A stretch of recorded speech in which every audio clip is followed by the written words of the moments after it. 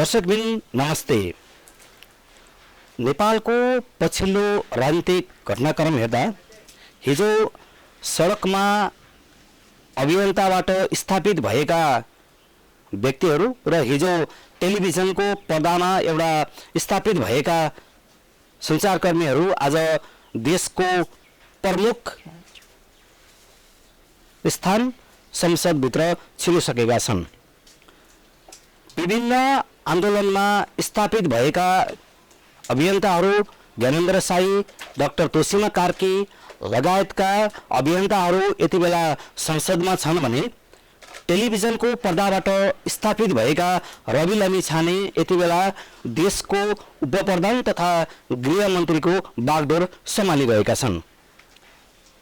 हिजो सडकबाट विभिन्न नाराहरू गुन्जाउँदै गर्दा स्थापित भएका व्यक्तिहरू आज संसदमा पुग्दै गर्दा अबको ती आन्दोलन, ती नाराहरू, ती उद्देश्यहरू कता जाँदैछन् र अबको सडकको आन्दोलन र अबका अभियानहरू कसरी अगाडि बढ्छन् भन्ने विषयमा हामीले आज यो सामग्री तयार गर्दैछौँ। हामीसँग यो विश्लेषणमा सहभागी हुनुहुन्छ मिसन नेपालका अध्यक्ष तथा पूर्व डीएसपी केपी शर्माज्यू। सर, यहाँलाई स्वागत छ। धन्यवाद धन्यवाद कियान मुसालज्यू। सर, आराम हुनुहुन्छ? आराम। यहाँलाई? म पनि ठिक छु। हिजो एमसीसीको विरोध गर्दै गर्दा माइती घर मण्डलामा तपाईँहरूलाई हामीले देखिरहेका थियौँ। एमसीसी नेपालबाट पारित भयो, यसमा तपाईँको विश्लेषण के छ? यो देशको यो अहम प्रश्न पनि हो। देशको अस्तित्व, स्वाधीनता, राष्ट्रिय चाहिँ अखण्डता र तपाईँको राष्ट्रिय चाहिँ के भन्दाखेरि अक्षुण्णताको सवालमा तपाईँ हामी विभिन्न सामाजिक अभियन्ताहरू, समाजसेवीहरू, युवावर्गहरू र देशप्रेमी व्यक्तित्वहरूबाट जुन एमसीसी जुन सम्झौता गर्नु हुँदैन, जसले देशको भाग्य र भविष्य नै के भन्छ विलिन भएर जान्छ, यसको चाहिँ अधिकार सम्पन्नताले चाहिँ के भन्दा संविधानभन्दा माथि रहेर सम्पूर्ण नेपाली नागरिकको एउटा चाहिँ स्वाभिमानमा कुठाराघात पुग्दछ। यो चाहिँ किमार्थ चाहिँ देशको र जनताको हकमा छैन भनेर हजारौँ लाखौँ जनताले विरोध गरेको अवस्था पनि थियो। त्यो आन्दोलनमा हामीले भनौँ धेरै दिनसम्म चाहिँ आन्दोलन गरिरहेको अवस्था पनि हो।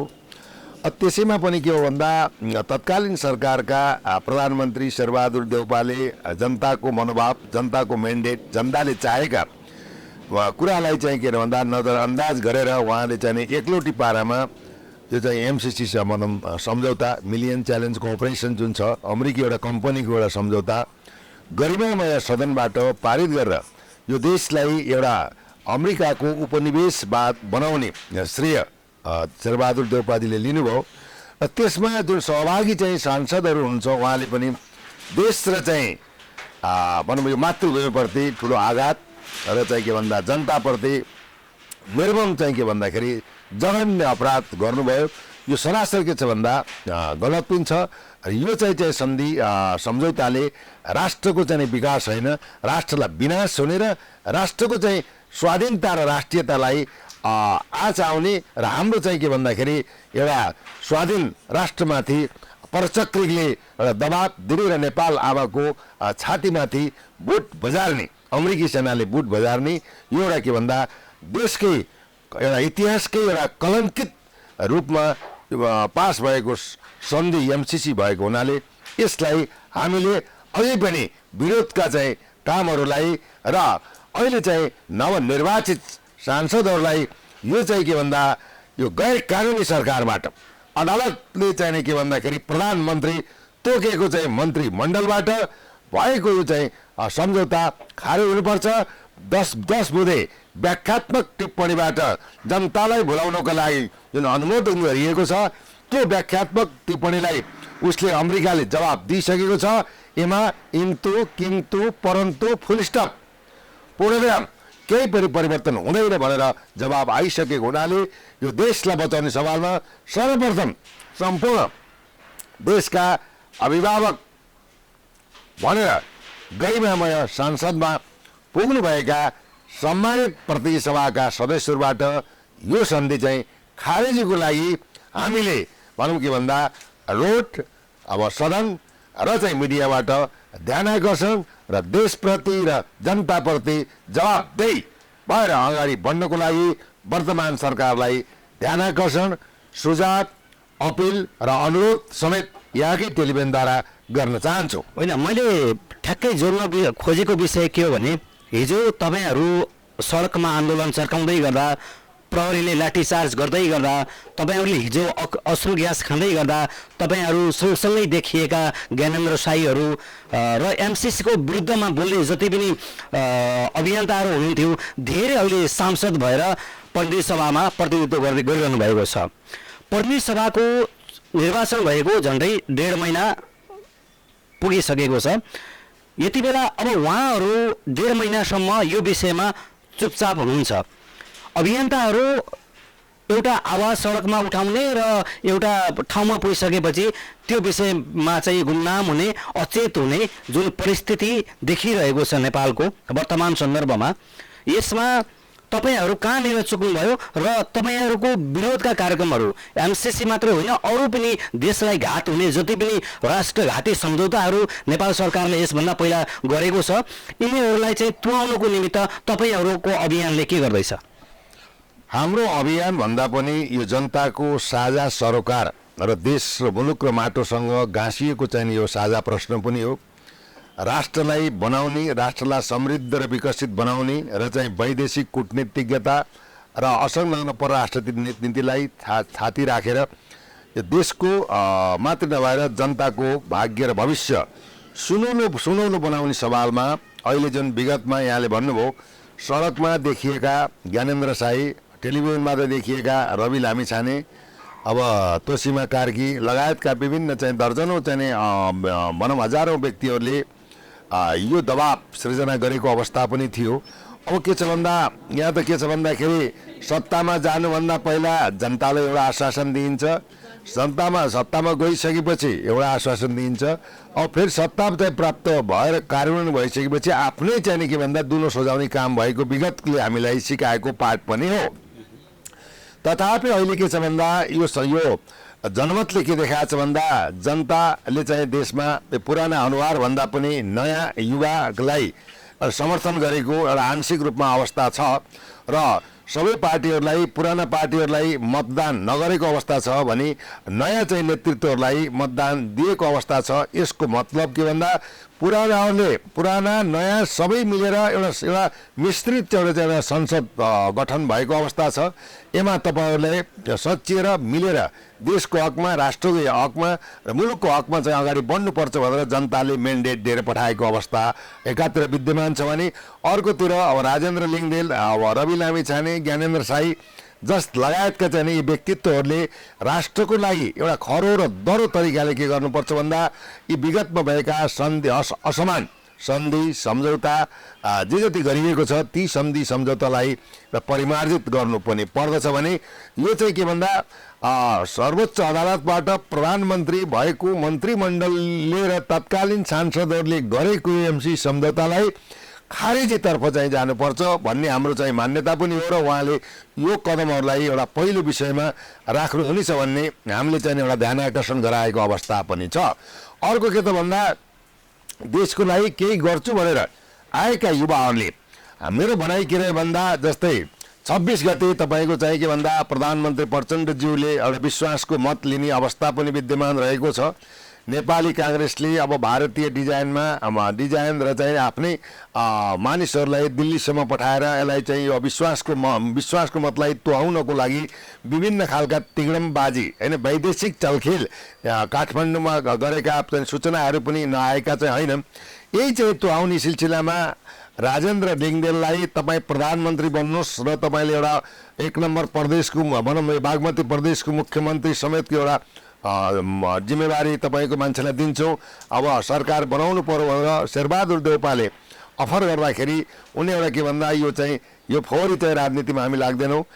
जसरी हामीले चाहिँ अहिलेको चाहिँ 7 दलीय गठबन्धन सरकारलाई समर्थन गरेका छौँ र हामी यो चाहिँ के भन्दा यही तरिकाले जान्छौँ भनिसकेपछि अहिले आएर के भन्दा देउपाजीको जुन एउटा अकर्मण्यता थियो, जुन सत्ता लुलुप्सा थियो, त्यो अहिले चाहिँ के भन्दा तुइएको अवस्था छ भने 26 गते सम्मानित प्रधानमन्त्री पुष्पकमल दाहाल प्रचण्डज्यूले 272 जनाको चाहिँ के भन्दा विश्वासको मत लिने चाहिँ आकलन र अनुसन्धानका पाटाहरू आएको अवस्था पनि छ। अब अहिले के भन्दा सडकमा एक थरी बोल्ने, टेलिभिजनमा एक थरी बोल्ने र चाहिँ त्यो त्यही अनुसारको जनतामा होइन एउटा त्यो खालका भनौँ विचारहरू प्रक्षेपण गर्ने हो भने उहाँहरूको अस्तित्व त रहँदैन। त्यसैले मलाई के लाग्छ भन्दा जुन तपाईँलाई नाम भने यी व्यक्तित्वहरूले राष्ट्रको हकमा, मुलुकको हकमा, जनताको हकमा, जनताका जनजीविकाको हकमा, मूल्य वृद्धिको हकमा र यसरी यो भनौँ भूमाफिया, जलमाफिया र चाहिँ विगतमा बाइट बढी चाहिँ भनौँ घोटाला काण्ड, 33 किलो सुन काण्ड, तपाईँको एनसिलको चाहिँ 72 अरबको चाहिँ घोटाला काण्ड होइन, 4GB को चाहिँ तपाईँको 12 अरब काण्ड होइन, 72 करोडको चाहिँ काण्ड, ललिता निवासको चाहिँ जग्गा चाहिँ बिक्री वितरण काण्ड र यावत दर्जनौँ काण्डै काण्ड र तपाईँ यी काण्डहरूमा भएका खरबौँ भ्रष्टाचारको चाहिँ फाइलहरूलाई के भन्दा पल्टाएर सही सत्य चाहिँ अनुसन्धान गर्ने वातावरणमा अहिलेको चाहिँ भनौँ उप प्रधानमन्त्री तथा गृहमन्त्री रवि लामे छानेलाई जुन एउटा सरकारमा चाहिँ जिम्मेवारी दिएको छ, त्यो जिम्मेवारीलाई उहाँले चाहिँ आफूले चाहिँ आफ्नो भनौँ त्यो के भन्दा अन्तरात्मामा रहेको भगवानलाई साक्षी राखेर छातीमा हात राखेर उहाँले प्रतिज्ञा गरेको कुरा पनि अब संसदको पहिलो बैठकमा देखिएको अवस्था पनि छ। मैले एकैछिन रोकेँ यहीँनिर। जनताको भावनासँग खेल्ने र राजनीति गर्ने एउटा पहुँचमा पुगिसकेपछि राजनीतिलाई कमाई खाने भाँडो बनाउने नेपालको जुन राजनीतिक प्रवृत्ति छ, ठ्याक्कै अविकल्प राजतन्त्र भन्ने छ र पुष्पकमल दाहाल प्रचण्ड जुन राजाको विरुद्धमा हिजो दरबारको विरुद्धमा चाहिँ जनयुद्ध लडे, यो दुईटा शक्तिको बीचको यो सत्ता समीकरण कस्तो देखिएला? यद्यपि यहाँले सरकारप्रति निकै आशावादी कुरा गर्नुभयो, यो समीकरण कस्तो बन्ला? यहाँको प्रश्न अत्यन्त जायज पनि छ। यहाँ प्रश्नको लागि म पुनः यहाँलाई धन्यवाद दिन चाहन्छु केएन भूषालज्यू।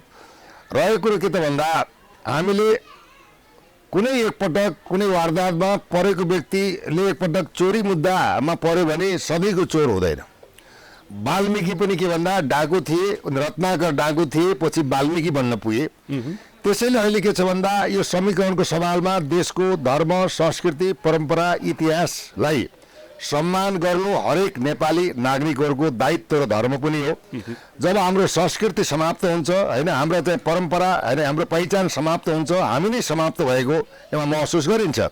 त्यसैले इतिहासलाई हेरेर होइन भविष्यको खाका कोर्नु हरेक चाहिँ सरकारको दायित्व पनि हुन आउँछ। राजेन्द्र लिङ्गदेलज्यू एउटा राष्ट्रभक्ति व्यक्तित्व पनि हो र चाहिँ निष्ठावान एउटा सांस्कारिक राजनीति गर्ने एउटा नेतृत्व पनि हो। उहाँको चाहिँ के भन्दा निष्ठा, राजनीतिक शक्ति र इच्छा शक्तिप्रति हामी प्रभावित पनि छौँ र उहाँले चाहिँ के त भन्दा हिन्दू धर्मलाई स्थापना गर्ने, संवैधानिक राजतन्त्रलाई के भन्दाखेरि स्थापना गर्ने, तपाईँको कार्यकारी प्रधानमन्त्रीको रूपमा स्थापित गर्ने र चाहिँ संसद भएका व्यक्तिहरू मन्त्री बन्न नपाउने, समानुपातिक संसदको व्यवस्था गर्ने, संवैधानिक अदालत, राजदूत र भनौँ न चाहिँ न्यायालयमा के भन्दा योग्य विज्ञ चाहिँ एउटा के भन्दा क्रमिक रूपमा वर्गीयताको आधारमा सम्मान दिने खालका जुन एउटा एजेन्डा लिनुभएको छ, त्यो एजेन्डा अत्यन्त राम्रो पनि छ र देशमुखी पनि छ। संहिताको खारेजी पनि छ। संहिताले यी बहिनी पार्टीका चाहिँ कार्यकर्ता पाल्न सक्दैन। संहिता भनेको अत्यन्त यो सेतो हात्ती पाल्ने भन्दा महँगो भयो, हामी चाहिँ हरिकन्दाल भयौँ। त्यसैले संहिता खारेज गर्नुपर्छ भन्ने उहाँको एजेन्डा पनि हो। मूलत यो एजेन्डा वस्तुपरक र यथार्थपरक पनि छ। त्यसैले मेरो भनाइको भन्दा अहिले चाहिँ जस्तै प्रचण्डजीले केपी शर्मा ओली ज्यूहरूले के त भन्दा विगतमा जानेर अन्जानमा अथवा राजनीतिक ज्ञान नभएका कारण या ठेकदारी या आफन्तबाट प्रभावित भएर जुन राष्ट्रलाई गर्नुपर्ने जनताले दिएको जिम्मेवारीलाई उहाँले सही तरिकाले एउटा अभिभावकको रूपमा वहन गर्न सक्नु भएको छैन। त्यसैले अहिले चाहिँ के भन्दा अब प्रचण्डज्यूले पनि अब चाहिँ के भन्दा अब एकपटक चाहिँ नि भनौँ बिहान चाहिँ नि भनौँ घरबाट निस्केको कुनै मानिस रात परेपछि आफ्नो घरमा फर्किन्छ भने जस्तै उहाँले देशको वेशभूषा भनौँ दौरा सुरुवाल टोपी दिएर आइडेन्टिफाई पनि गरेको चाहिँ प्रस्तुति आएको अवस्था र उहाँले विगतमा राजनीतिमा मैले अलिकति कमजोरी र अज्ञानताको अवस्थाले मैले जति गर्नुपर्ने थियो मैले गर्न सकिन्न भन्ने अभिव्यक्ति आएको हुनाले यी दुवैजनाले भनौँ एउटा सदाशयता र सक्रियका साथ रवि लामिछाने जस्ता युवाहरूलाई होइन र राजेन्द्र लिङ्गदेल र ज्ञानेन्द्र शाही जस्ता व्यक्तित्वहरूलाई साथ समर्थन र सुझाव दिएर अगाडि बढ्यो भने के हुन्छ भन्दा देशमा यो 5 वर्षभित्र केही न केही परिवर्तन सम्भव छ। पछि अब पहिलाकै चाहिँ के भन्दा अब बैतडी तर्नको लागि पुरा चाहिँ गाईको पुच्छारी छोपेर नयता नउता भन्ने परिस्थिति जान्छ भने उहाँले चाहिँ आफ्नो कर्मको फल भोग्नुहुन्छ। उहाँलाई अवसर पनि हो, चुनौती पनि हो र उहाँले पाप पखाल्ने एउटा अवसर र एउटा के भन्दा उहाँहरूमा आएको जिम्मेवारी पनि हो भन्ने मलाई लाग्छ। हेर्नुहोस्, अनि यहाँले भने जस्तो शेरबहादुर देउबा, केपी शर्मा ओली, प्रचण्डहरू राजनीतिमा असफल भए, राजनीतिक रूपमा चाहिँ उनीहरू चाहिँ सफल हुन सकेनन् भनेर जुन विश्लेषण गर्नुभयो, वर्षौँ आफ्नो जीवनको उत्तरार्धसम्म उहाँहरूले राजनीति गर्नुभयो, नेपालका लागि राजनीति गर्नुभयो, विश्वको राजनीतिक इतिहास खुलाउनु भयो कि अब भर्खर राजनीतिक परिप्रेक्ष्यमा छिर्दै गरेका रवि लामिछानेले यो देशलाई एउटा उचाइमा पुर्याउलान् या उनी राजनीतिक रूपमा सफल होलान्? यहाँको के छ भन्दा मान्छेको एउटा अनुभव होइन, experience is the best teacher भन्छ। हेर्नुहोस् है, अब एउटा चाहिँ नि देश विदेशमा अब तपाईँको चाहिँ नि एउटा भनौँ 72 घन्टासम्म नन स्टप इन्टरभ्यू लिएर गिनिज बुकमा नाम लेखेको व्यक्तित्व, अमेरिकामा गएर 11 वर्षसम्म त्यहाँको बाटोघाटो विकास होइन एउटा प्रविधि टेक्नोलोजीलाई बुझेको व्यक्तित्व, नेपालमा आएर पनि यहाँको चाहिँ अन्याय अत्याचार भ्रष्टाचार विभेद जस्ता कुराहरूलाई आफ्नो टेलिभिजन र चाहिँ आफ्नो चाहिँ कार्यबाट चाहिँ जनतामा एउटा सेवा दिइरहेको व्यक्तित्व। त्यस्तो व्यक्तित्वले एउटा के भन्दाखेरि देशमा केही गर्छु भन्ने हिसाबमा जनताले एउटा मेन्डेट दिएर पठाएको अवस्थामा रवि लामिछानेबाट देशको विकास समृद्धि र विशेषतः नेपाल प्रहरीमा सुधार, सशस्त्र प्रहरीमा सुधार र चाहिँ सर्वप्रथम गृह मन्त्रालय अन्तर्गत भएका भ्रष्टाचारलाई होइन सुधार गरी एउटा के भन्दा एउटा सक्षम योग्य विज्ञ व्यक्तित्वहरूको सल्लाह र यसै गरी के भन्दा 77 जिल्लामा अनुगमनको चाहिँ व्यवस्था र चाहिँ अनुभवीबाट सल्लाह लिएर, अग्रजहरूबाट सल्लाह लिएर आफ्नो कार्य सम्पादन राष्ट्रमुखी, अब देशमुखी, जनमुखी र बहुजन हितायको पाठमा चाहिँ अगाडि बढ्ने एउटा अवसर पनि हो। र यो यस्ता युवाहरू र रवि लामिछाने, ज्ञानेन्द्र मतलब शाही, राजेन्द्र लिङ्गदेल लगायतका व्यक्तिहरूबाट यो खालको चाहिँ सन्देश र समर्पण हुन्छ र देशमा केही न केही काया पल्टन सक्छ भन्ने कुरामा म मात्र नभएर सम्पूर्ण देशवासीहरू एउटा आशावादी भएको चाहिँ एउटा चाहिँ के छ भन्दाखेरि अब विश्वास जागेको अवस्था छ। हामी करिब कार्यक्रमको अन्त्यतिर छौँ।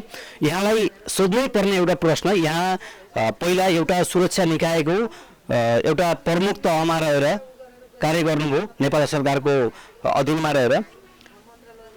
जति बेला बालुवाटारमा गठबन्धनले निरन्तरता नपाउने भनेर पुष्पकमल दाहाल बालुवाटारबाट निस्केर बालकोट गए, सँगसँगै अरू राजनीतिक दलका नेतृत्वहरू बालकोटमा बस्दै गर्दा रवि लामिछानेले मैले गृहमन्त्री पाउनुपर्छ भनेर मागदाबी गरेका कुराहरू अहिले मिडियामा छरपष्ट भेटिन्छन्। यति बेला उनलाई नागरिकताको विषयमा चाहिँ अहिले मुद्दा चलिरहेको छ सर्वोच्चमा। यो विषयलाई दबाउनको निमित्त जसको अनुसन्धान नेपाल प्रहरीले गरिरहेको छ गृह मन्त्रालय अन्तर्गत रहेर, त्यो मन्त्रालय नै आफ्नो कब्जामा लिइसकेपछि आफ्नो मुद्दाहरू दबाउन सकिन्छ भनेर रवि लामिछानेले गृह मन्त्रालय ताकेका हुन् भन्ने एउटा एक खालको विश्लेषण छ। यहाँ पहिला सुरक्षा निकायमै काम गर्नुभएको नाताले यो विषयमा यहाँले के भन्नुहुन्छ? वास्तवमै के भन्दा अत्युत्तम कुरा हो, किन भन्दा राइट म्यान एन्ड राइट प्लेसका कुराहरू हुन्छन्।